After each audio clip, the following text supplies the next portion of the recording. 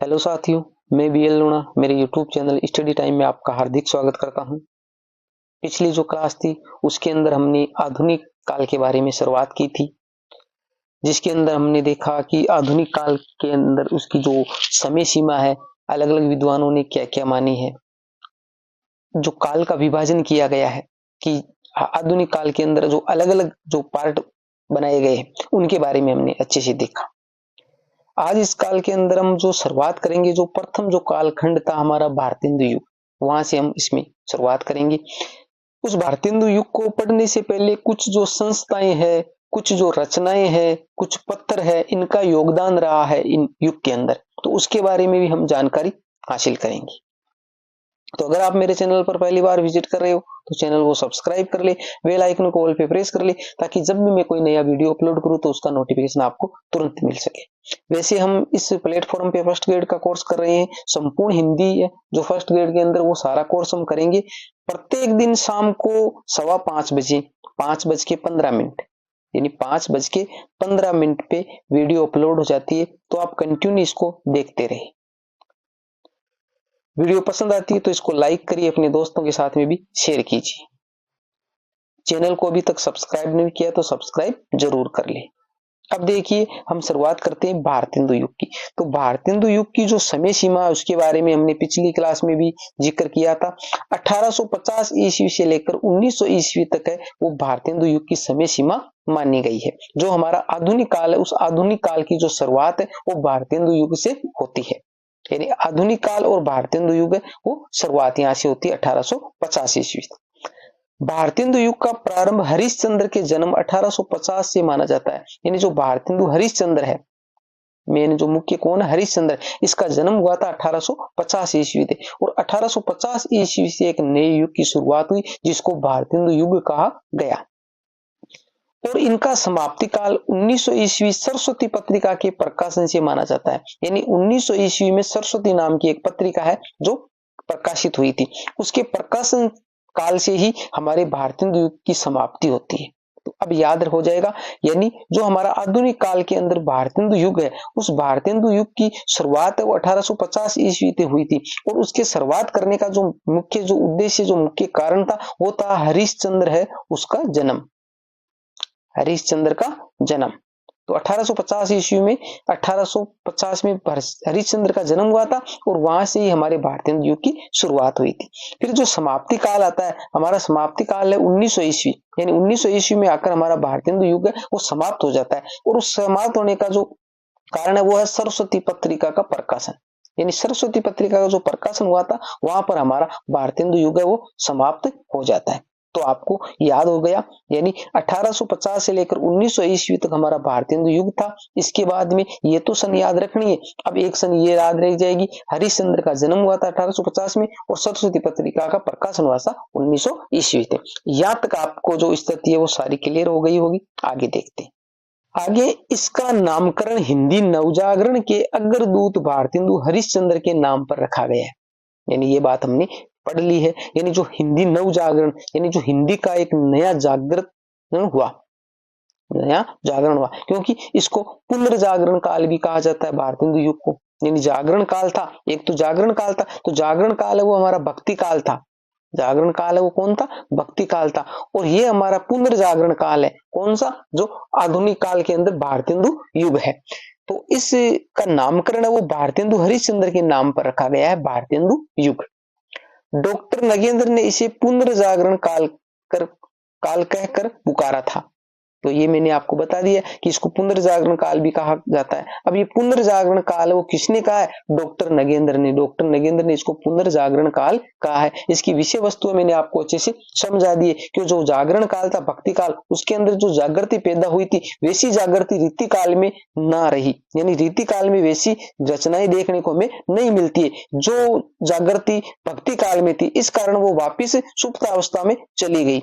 और वापिस जब हमारा आधुनिक काल आया तो उसके अंदर वो वापिस जागृति आई। तो इसलिए जागरण काल है, जो आदि काल में जो साहित्य था, आदि काल में वो जागृति नहीं थी, आदि काल में साहित्य था उससे बिल्कुल नया साहित्य, अलग तरह का साहित्य जो भक्ति काल में लिखा गया, तो इसलिए उसको जागरण काल कहा गया। फिर वापस रीति काल के अंदर क्या हुआ था कि ऐसी जागृति हमारे को देखने को नहीं मिलती है उनकी रचनाओं में, तो उसको हम वापस सुप्तावस्था में जो चला गया था उसी काल को वापस आधुनिक काल में एक नई दिशा मिली, तो इसलिए इसको पुनर्जागरण काल कहा। क्योंकि जगे हुए तो पहले ही थे परंतु वापस सोकर उठे हैं, वापस सोकर उठे तो नए सिरे से, तो इसलिए इसको पुनर्जागरण काल कहा जाता है। आगे हिंदी नवजागरण भी यहाँ पर नाम आया, तो हिंदी का एक नया जागृत काल था। अच्छे से आप समझ रहे होंगे। फिर भी किसी प्रकार का आपका डाउट कंफ्यूजन रहता है तो आप मेरे को कमेंट कर सकते हो। कई बार ऐसा होता है कि एक बार कोई चीज देखने पे समझ में नहीं आती है तो आप वीडियो बार बार देख सकते हो। ज्यादा लंबी वीडियो नहीं होती, छोटी छोटी 10, 15, 20 मिनट, आधे घंटे की वीडियो होती है, तो आप इसको बार बार भी देख सकते हो। इस काल में पद्य काव्य ब्रज भाषा में और गद्य काव्य खड़ी बोली में लिखा गया, ये एक महत्वपूर्ण पॉइंट है। यानी हमारे साहित्य में गद्य और पद्य होता है। गद्य के अंदर जैसे हमारे उपन्यास हो गया, कहानियां हो गया, रिपोर्टाज हो गए, ये जो सारी विधाएं हैं वो गद्य की विधाएं, और इन गद्य की विधाओं को हम आगे देखेंगे क्योंकि हमारे सिलेबस में दे रखा है, तो हम इसको अच्छे से पढ़ेंगे। और एक होता है पद्य जिसके अंदर जो काव्य लिखा जाता है, कविता बोल सकते हैं उसको हम। तो ये कह रहा है कि इस काल में जो पद्य था, पद्य का मतलब जो कविताएं थी वो काव्य ब्रज भाषा में, यानी पद्य की जो भाषा थी वो क्या थी, ब्रज भाषा थी, और गद्य को है वो खड़ी बोली में लिखा जा गया। तो ये बात आपको ध्यान रखना है। आधुनिक काल में एक नया जो परिवर्तन आया कि जो पद्य था वो ब्रज भाषा में लिखा गया और गद्य है वो खड़ी बोली में लिखा जाने लगा। डॉक्टर गणपति चंद्र गुप्त ने इस युग को आदर्शवादी गीति मुक्त परंपरा काव्य कहकर पुकारा। ये लाइन भी मोस्ट है, यानी जो आधुनिक काल है उस आधुनिक काल को आदर्शवादी गीति मुक्तक परंपरा काव्य किस विद्वान ने कहा है, तो वो है डॉक्टर गणपति चंद्र गुप्त। ठीक है, गणपति गीति मुक्त, इस प्रकार आप याद रख लीजिए। भारतेंदु काव्य में प्राचीन व नवीन काव्य प्रवृत्तियों का मिश्रण मिलता है। यानी जो भारतेंदु युग था, तो उस भारतेंदु युग के अंदर जो भारतेंदु द्वारा लिखा गया काव्य था और भारतेंदु के अलावा जो अन्य विद्वान थे उनके द्वारा जो लिखा गया काव्य था, उसके जो काव्य है उसकी प्रवृत्तियां भी देखने को मिलती है, और जो नवीन काव्य है उसकी प्रवृत्तियां भी देखने को मिलती है। तो प्राचीन और नवीन का इसके अंदर मिश्रण है।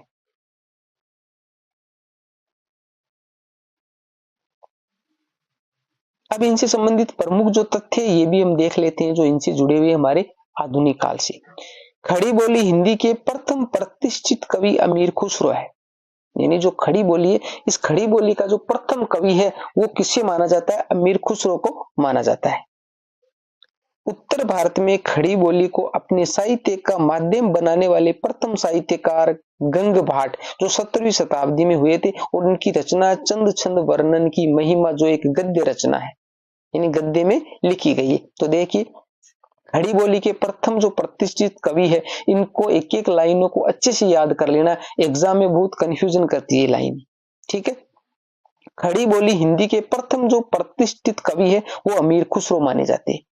उत्तर भारत में जो खड़ी बोली है, यानी ये जो अमीर खुसरो है वो हिंदी के खड़ी बोली हिंदी के प्रथम प्रतिष्ठित कवि है, परंतु जो उत्तर भारत में खड़ी बोली के अपने साहित्य का माध्यम बनाने वाले जो प्रथम साहित्यकार है वो गंग भाट है जो 17वीं शताब्दी में हुए थे, और उनकी एक रचना चंद छंद वर्णन की महिमा एक गद्य रचना है।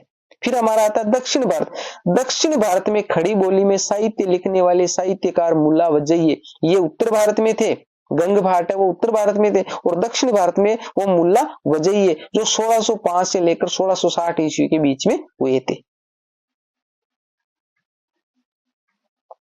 इनकी रचना की बात करें तो ये थोड़ा गलत छपा हुआ, ये सबरस है।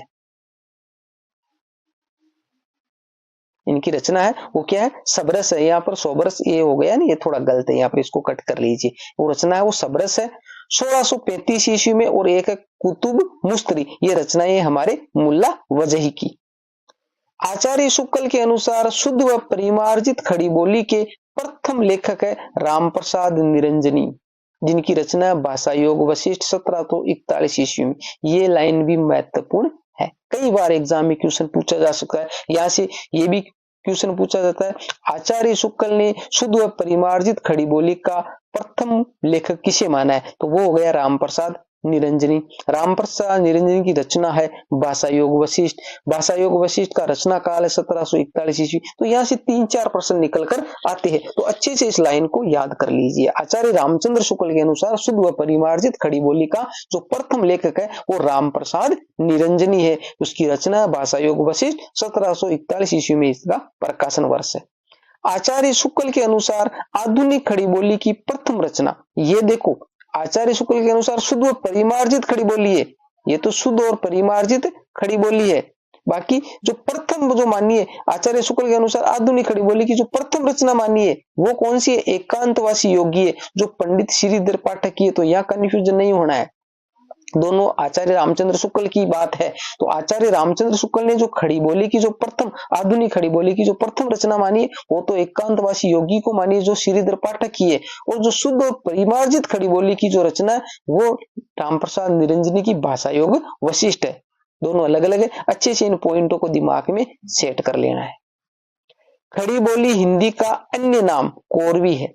तो हम भाषा है, भाषा का उद्भव एवं विकास जो हमारे सिलेबस में दे रखी उसको हम अच्छे से करेंगे। उस टाइम आपको बताएंगे कि भाषाएं किस प्रकार विकसित हुई, अलग अलग भाषाओं का विकास काल है वो अच्छे से देखेंगे। अभी हम देख लेते हैं जो खड़ी बोली है उसका अन्य नाम कोरवी भी है, इसको कोरवी बोली भी बोला जाता है। कोरवी और खड़ी बोली दोनों एक ही है। उद्दंड मारदंड में खड़ी बोली को मध्य देशीय भाषा कहा गया है। तो देखिए खड़ी बोली के नाम हो गए, खड़ी बोली हो गया, कोरवी हो गया, मध्य देशीय भाषा हो गया। 3 नाम हो गए तीनों खड़ी बोली के। परंतु ये मध्य देशीय भाषा सिर्फ कहां मिलती? उद्दंड मार्दन जो पत्र है, उद्दंड मार्दन पत्र है उसमें खड़ी बोली को मध्य देशीय भाषा कहा गया। तो ये नाम आपको याद रखना कि खड़ी बोली का मध्य देशीय भाषा नाम किस पत्र में देखने को मिलता है, तो वो उद्दंड मार्दन है। अब थोड़ा उद्दंड मार्दन के बारे में भी देख लेते हैं। ये 30 मई 1826 ईस्वी को प्रकाशित हुआ था प्रथम बार। 30 मई 1826 जो एक साप्ताहिक पत्र था, सप्ताह में एक ही बार निकलता, तो महीने में 4 इसके आते थे अंक। महीने में कितने? 4 अंक आते थे। कोलकाता से प्रकाशित होता था। इसके जो प्रकाशक थे वो थे पंडित युगल किशोर, जो हमारे संपादक इसके पंडित युगल किशोर। तो ये उद्दंड मार्दन पत्र है वो अपने आप में महत्वपूर्ण है, अपने आप में महत्वपूर्ण है। तो इसको अच्छे से आपको दिमाग में रखना है। खड़ी बोली का जो मध्य देशीय नाम है वो हमारे उद्दंड मार्दन पत्र में देखने को मिलता है। इसका जो प्रकाशन था वो 30 मई 1826 ईस्वी को हुआ था। ये साप्ताहिक पत्र था, कोलकाता से निकलता था। पंडित युगल किशोर इसके संपादक थे या प्रकाशक थे। ये भारत का प्रथम हिंदी पत्र था, इसलिए ये मोस्ट हो जाता है। उद्दंड मार्दन क्यों मोस्ट हो जाता है? ये भारत का प्रथम हिंदी पत्र था, इसलिए हिंदी में छपने वाला प्रथम जो पत्र था वो क्या था? उद्दंड मार्दन था। खड़ी बोली गद्य के परिवर्तन व विकास में योगदान देने वाली संस्था फोर्ट विलियम कॉलेज। यानी हमारी जो खड़ी बोली है जो पद्य में थी उसको गद्य में जो विकास किया, इसका जो परिवर्तन किया, तो खड़ी बोली गद्य के परिवर्तन व विकास में योगदान देने वाली जो संस्था थी वो फोर्ट विलियम कॉलेज थी। यानी यहाँ पर गद्य में पढ़ाया जाने लगा। तो पहले जो पद्य था उसको गद्य में लाने का जो काम है, उसमें जो योगदान देने का काम है वो हमारे फिर फोर्ट विलियम कॉलेज ने किया। इसकी स्थापना 1800 ईस्वी में हुई थी और किसने की थी? कोलकाता के अंदर लॉर्ड वेलेस्ली ने, जो एक अंग्रेज है। तो हमारे फोर्ट विलियम कॉलेज है उसकी स्थापना 1800 ईस्वी में हुई थी, कोलकाता में हुई थी और लॉर्ड वेलेस्ली ने इसकी स्थापना की थी। ये भी महत्वपूर्ण है जो संस्था है।